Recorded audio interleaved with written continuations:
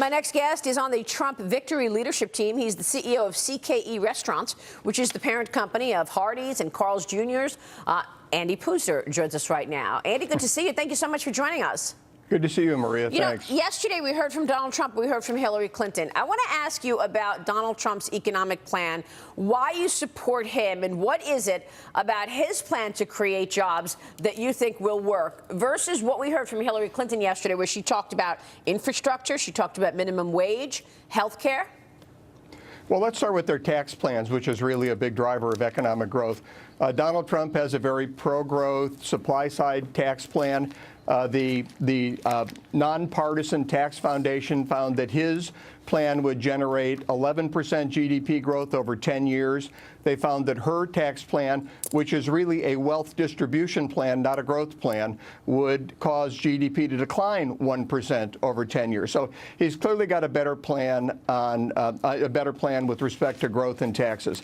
Secondly, he's got a better plan on energy. Her plan on energy is to put people out of business. It's to take America's energy resources and reduce the amount we produce. His plan is to grow the energy sector, which is hugely important for our economic growth going forward. And obviously, in the coal mining industry in particular, Hillary Clinton's plans would have a very, very adverse impact.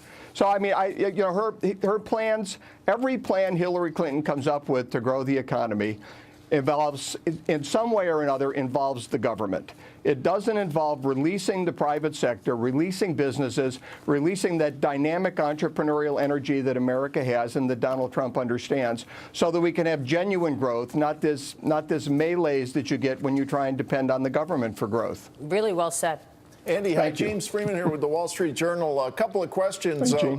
Hey, Andy. One, I'm wondering, the kind of case you're making for supply-side pro-growth tax reform, are we going to hear Donald Trump making more of that case, selling his plan? And also, is he going to be raising more money? Is this something you're talking about with Mr. Trump? Is that the focus? We've seen some good news for him on that front in terms of the RNC vehicle, but is that going to be a focus?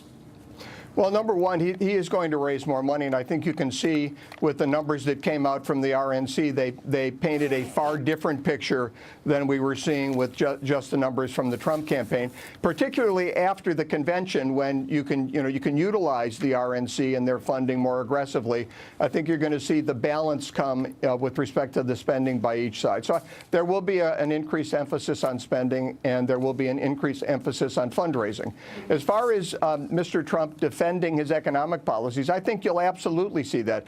He's been a very successful businessman. He's got to defend that record. He's not ashamed of that record, which is a real positive. And I think he needs to get out there and talk about his economic plan. You know, Steve Moore, Larry Kudlow, Art Laffer are all big supporters of his tax plan. And to me, that means a lot. Those are very, very smart guys with a great history in this area. Andy, as being behind some of the most hot, salacious, notable television ads in modern history, really. How critical is it for Donald Trump to, with this money that he's raising, to get out there and run ads so you see different Trumps, if you will? Well, I'll tell you what, if you ask me that about any other candidate in the history, during my lifetime, let's say, I would say absolutely he needs to get out there. He needs those ads. Donald Trump completely turned upside down the model with respect to how you run for office in the primaries. I don't know whether he needs it. Could you imagine, though, with the kind of social media attention that he gets, if you combine that with sufficient fundraising to really get him on air with traditional advertising as well, that would be incredibly strong. I don't know how anybody stands up to that. So I'd love to see him get the money. I'd love to see him run ads that get attention. But whether he needs it or not, he's been an amazing candidate. I really can't tell you the answer to that. Hey, one thing with the Donald Trump campaign, as he goes out and he talks about, I might fund this myself, I might use my own money. Do you think that could be working against him and kind of turning some would-be donors off and saying, hey, he doesn't need my money, I'm going to hold on to it? Well, I hope it doesn't turn donors off. The criticism I hear is from people on the Democrat side saying, well, he's using his own money. He's not able to raise money from people. Of course, if he was raising money from people that would support him, from large donors, they'd be criticizing him for that. So I think self-funding for Donald Trump, to the extent that he can do it, actually plays into what he's been telling the public, which is, I'm not going to be answerable to anybody other than you. I'm going to be answerable to the American people. This election is about you. It's about America, making America great again. It's not about me, and it's not about people that'll contribute money to my campaign. It's about the American people. That's a great message, and I think it'll resonate. Andy, you said a lot of positives about Donald Trump. Why do you think dozens of these business leaders today are going to endorse Hillary Clinton?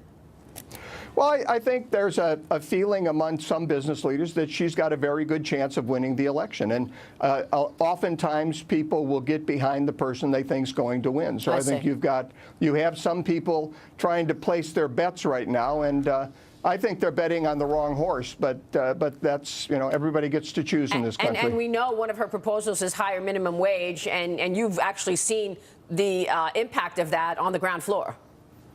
Yeah, we've seen the impact in states that have raised the minimum wage. It's inevitably and invariably a negative. The San Francisco Fed came out with a report in December, and the San Francisco Fed isn't really a bastion of conservative economic thought.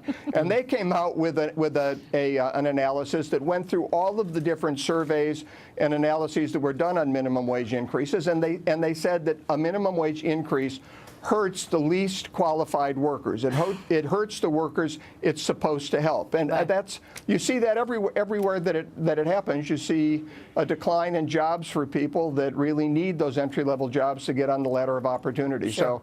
So it's a big mistake. Andy, good to speak with you. Thanks so much. Good to be here, Maria. Thank you. Andy Puzder joining us there. Up next, chaos erupts on Capitol Hill, with Democrats vowing to continue their gun control protests. We will have the very latest as this sit-in continues as we speak. Then a series of analyst downgrades following Tesla's Solar City deal yesterday, while Wall Street is hitting the brakes on the electric car market. Next, keep it right here, Fox Business Network.